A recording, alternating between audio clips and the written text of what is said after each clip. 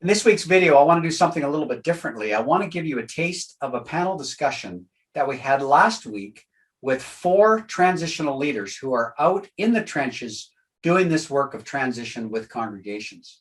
And we asked them a series of questions. And one of the questions that I asked them was, what advice would you give to somebody who is considering doing transitional ministry? I think the answers that they gave are relevant to all of us, whether you're doing it or not doing it or been doing it for a while.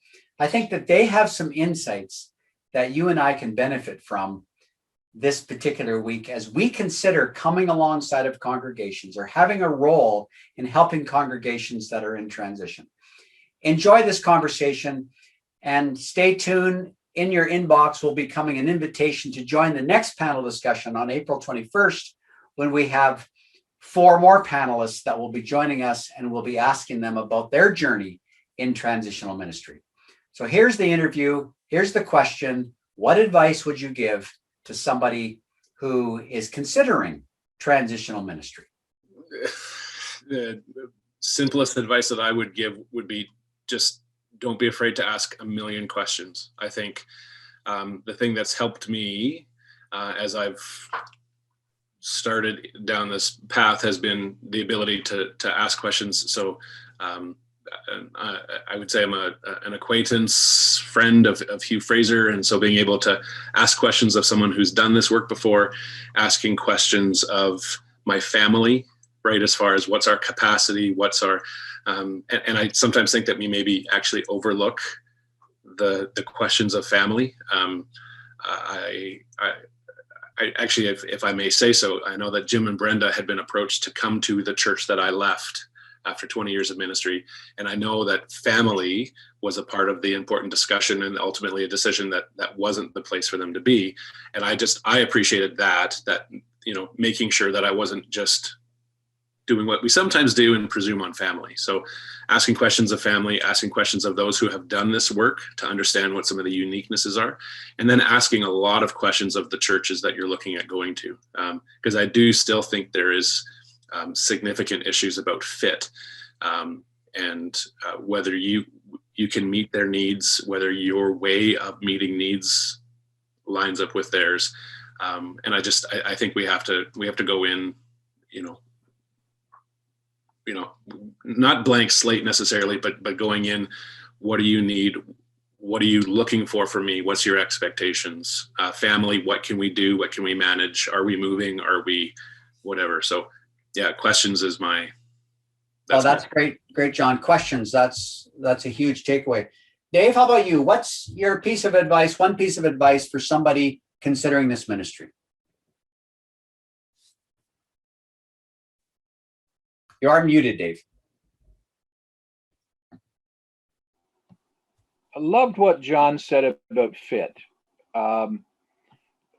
Expectations are so very important.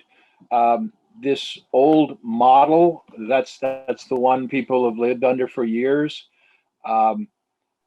So the understanding, a high point for me was when I went in one church. I'd been there about 2 months, and they had a pastor's council, and somebody on I was walking to the door, and somebody at the pastor's council inside outside the door, I heard him say to the other members of council, "Oh, you don't get it. You don't understand. This is a total different model we're doing now. It's about helping us change and deal with issues."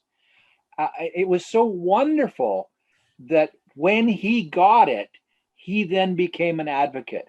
Now, I had been there for 2 months at that point, and of course had explained, but helping them understand the difference in role is critical.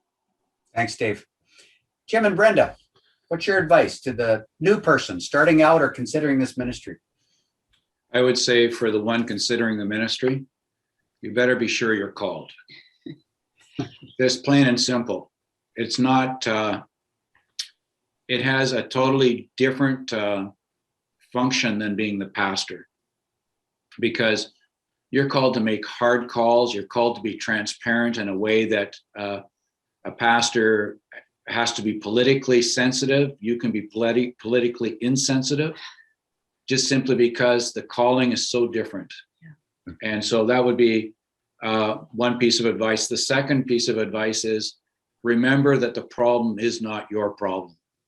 As a transitional pastor, you're coming in, you cannot embrace their problem. It is their problem, and it has to stay their problem.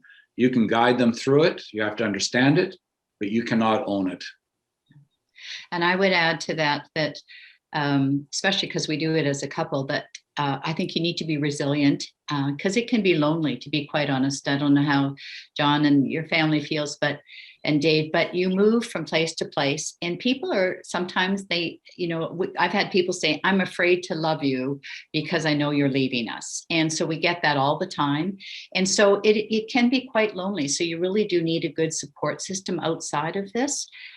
So that would be my advice, is to be, I think you've heard me say before, we've just learned to love deep and love fast because you're not here for a long time. But that is also hard. So we've done a number, as you've heard, and you just, even as John mentioned, there was the one church that we went to even to consider, and they stole my heart. So it just, you have to be ready for that. No, thanks for that. That's such good advice.